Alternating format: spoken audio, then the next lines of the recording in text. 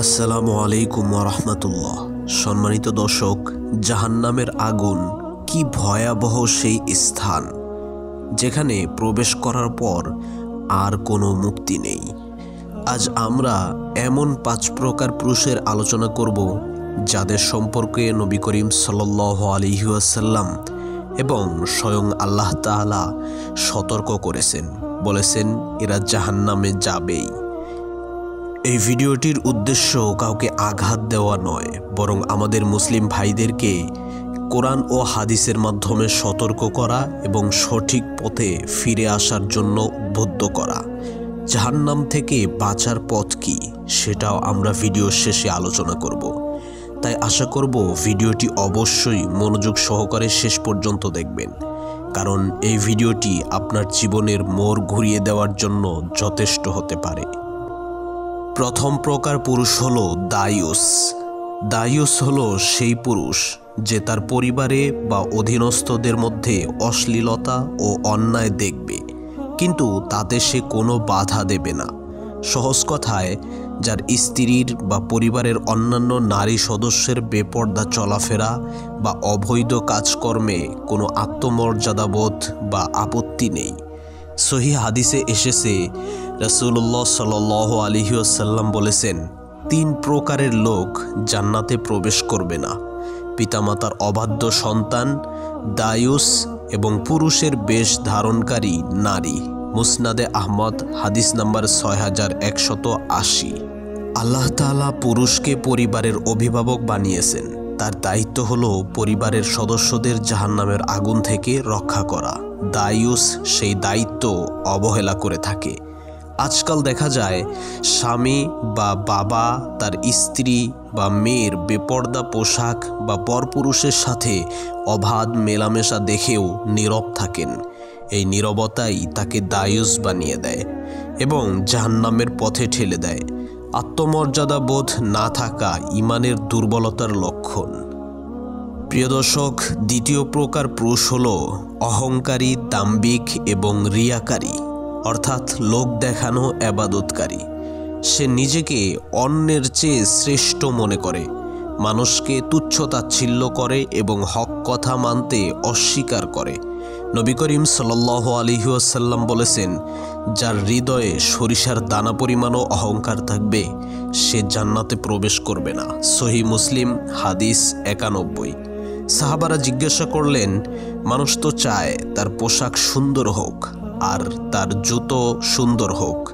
রাসূল সাল্লাল্লাহু আলাইহি ওয়াসাল্লাম বললেন, নিশ্চয় আল্লাহ সুন্দর, তিনি সৌন্দর্যকে ভালোবাসেন। অহংকার হলো সত্যকে প্রত্যাখ্যান করা এবং মানুষকে তুচ্ছ জ্ঞান করা।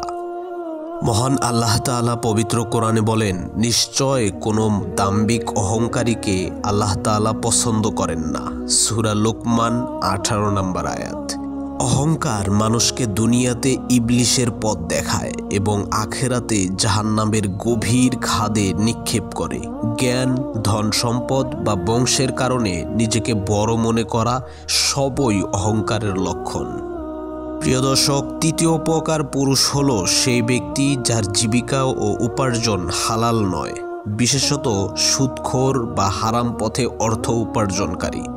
সুদ হলো মহান আল্লাহ তাআলার সাথে যুদ্ধ ঘোষণার শামিল। আল্লাহ তাআলা বলেন, হে ঈমানদারগণ, তোমরা আল্লাহকে ভয় করো এবং সুদের যা বকেয়া আছে তা ছেড়ে দাও, যদি তোমরা মুমিন হও। যদি তোমরা তা না করো তবে আল্লাহ ও তার রাসূলের পক্ষ থেকে যুদ্ধের জন্য প্রস্তুত হও। সূরা বাকারা 278, 279।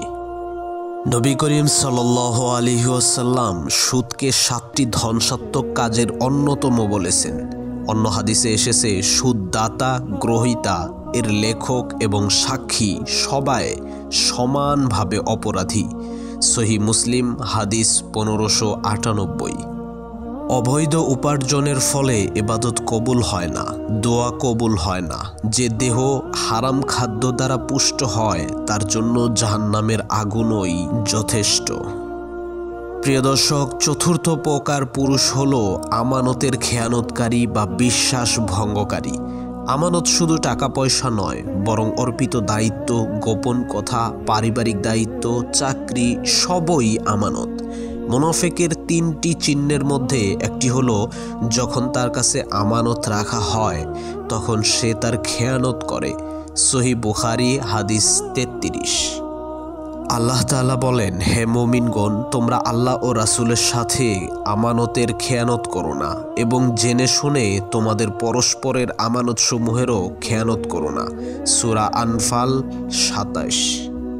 চাকুরিতে ফাঁকি দেওয়া, সরকারি দায়িত্বে দুর্নীতি করা, অন্যের গোপনীয়তা ফাঁস করা অথবা স্বামী স্ত্রীর বিশ্বস্ততা ভঙ্গ করা সবই আমানতের খেয়ানত, যা ধ্বংসের দিকে নিয়ে যায়।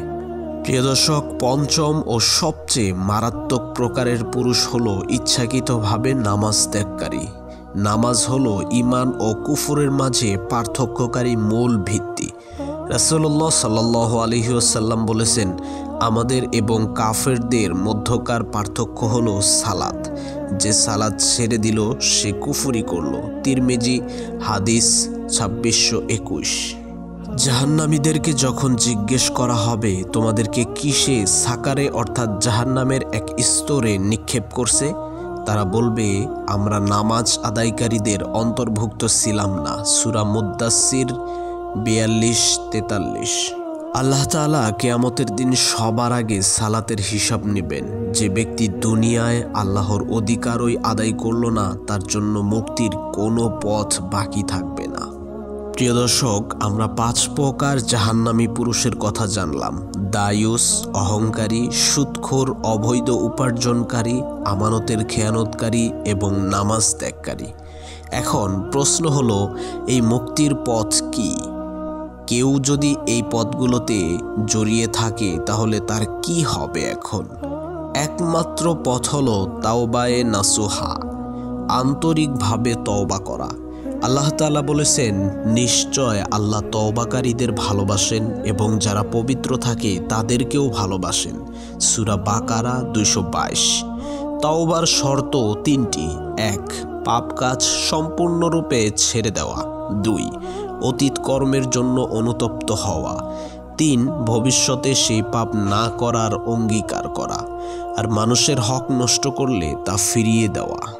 আসুন আমরা প্রতি মুহূর্তে নিজেদেরকে যাচাই করি, আমরা কি দায়ুস, আমরা কি অহংকারী, আমরা কি হালাল উপার্জন করছি, সালাত কি কাজা হচ্ছে। আজ থেকেই পরিবর্তন শুরু করে দেই। আল্লাহ তাআলা আমাদের সকলকেই জাহান্নামের আগুন থেকে হেফাজত করুন এবং জান্নাতুল ফিরদাউসের সুশীতল ছায়া দান করুন। আমিন। ভিডিওটি যদি ভালো লেগে থাকে তাহলে অবশ্যই এটি শেয়ার করুন এবং আমাদের চ্যানেলটি সাবস্ক্রাইব করে দিন।